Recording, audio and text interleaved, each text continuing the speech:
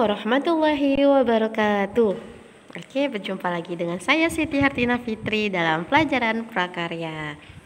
Oke, gimana kabarnya Bang dan Kakak sekalian? Insya Allah sehat selalu ya dimanapun kita berada.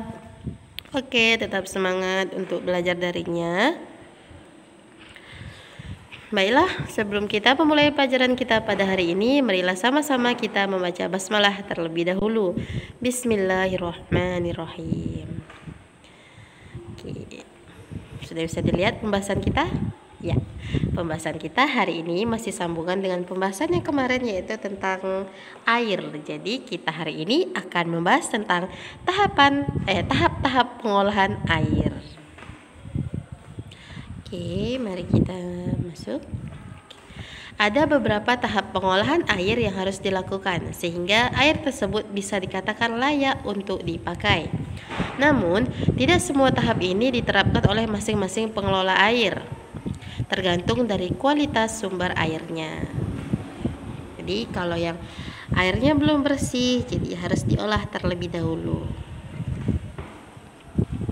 Oke, secara umum proses pengolahan air dibagi dalam 3 unit, yaitu pertama unit penampung awal atau intake, yang kedua unit pengolahan atau water treatment, yang ketiga unit penampung akhir atau reservoir. Oke, yang pertama unit penampung awal atau intake. Unit ini dikenal dengan istilah unit sadap air atau intake. Unit ini berfungsi sebagai tempat penampungan air dari sumber airnya. Selain itu, unit ini dilengkapi dengan bar skin yang berfungsi sebagai penyaring awal dari benda-benda yang ikut tergenang dalam air, seperti sampah daun, kayu, dan benda-benda lainnya. Oke, yang kedua, unit pengolahan atau water treatment. Oke, jadi bukan manusia aja ya yang bisa treatment, air juga bisa. Oke, jadi pada unit ini, air dari unit penampung awal diproses melalui beberapa tahapan. Oke, yang A ada tahap koagulasi atau coagulation. Yang B, tahap flokulasi atau floculation. Yang ketiga, tahap pengendapan atau sedimentation. Dan yang D, tahap penyaringan atau filtration.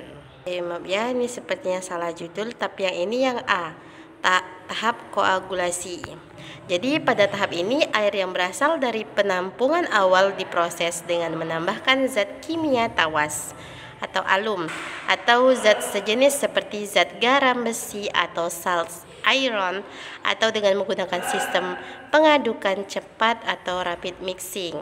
Air yang kotor atau keruh umumnya karena mengandung berbagai partikel koloid yang tidak terpengaruh gaya gravitasi sehingga tidak bisa mengendap dengan sendirinya. Tujuan dari tahap ini adalah untuk menghancurkan partikel koloid yang menyebabkan air keruh. Tujuan dari tahap ini adalah untuk menghancurkan partikel koloid yang menyebabkan air keruh tadi, sehingga terbentuk partikel-partikel kecil namun masih sulit untuk mengendap dengan sendirinya. Oke, selanjutnya tahap flokulasi atau floculation. Proses flokulasi adalah proses penyisihan kekeruhan air dengan cara penggumpalan partikel untuk dijadikan partikel yang lebih besar atau partikel flok. Pada tahap ini, partikel-partikel kecil yang terkandung dalam air digumpalkan menjadi partikel-partikel yang berukuran lebih besar atau flok, sehingga dapat mengendap dengan sendirinya karena gravitasi pada proses berikutnya. Di proses flokulasi ini dilakukan dengan cara pengadukan lambat atau slow mixing. Oke, selanjutnya tahap pengendapan sedimentation. Pada tahap ini partikel-partikel flok tersebut mengendap secara alami di dasar penampungan karena massa jenisnya lebih besar dari unsur air. Kemudian air dialirkan masuk ke tahap penyaringan di unit filtrasi. Oke, yang kedua yaitu tahap penyaringan atau filtration. Oke, dalam tahap ini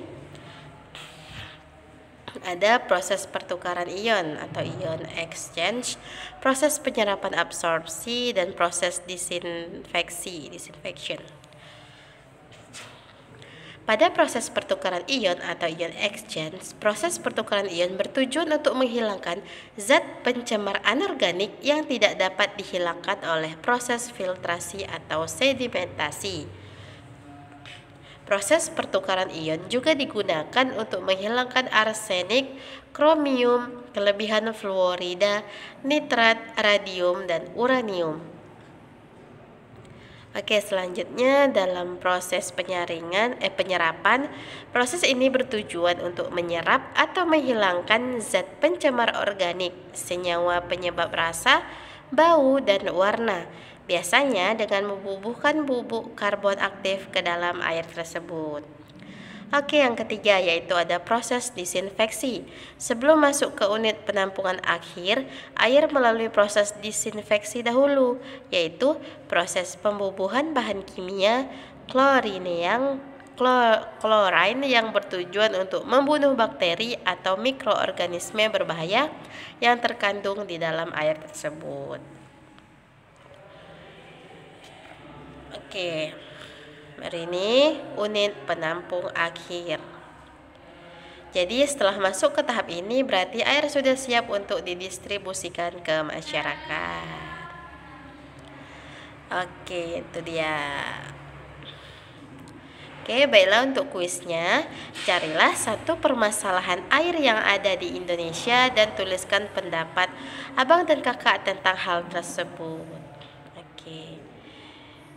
Tulislah pendapat abang dan kakak ya, gimana satu aja contoh permasalahan air yang ada di Indonesia. Tulislah pendapat kakak dan abang. Tulis sebebas mungkin. Tulis apa yang ada di benak pikiran abang dan kakak. Oke? Baiklah. Itu saja pembahasan kita pada hari ini. Sampai berjumpa di video-video selanjutnya. Kita tutup dulu dengan lafaz hamdalah. Alhamdulillahirabbil alamin. Oke. Kita tutup. Wassalamualaikum warahmatullahi wabarakatuh.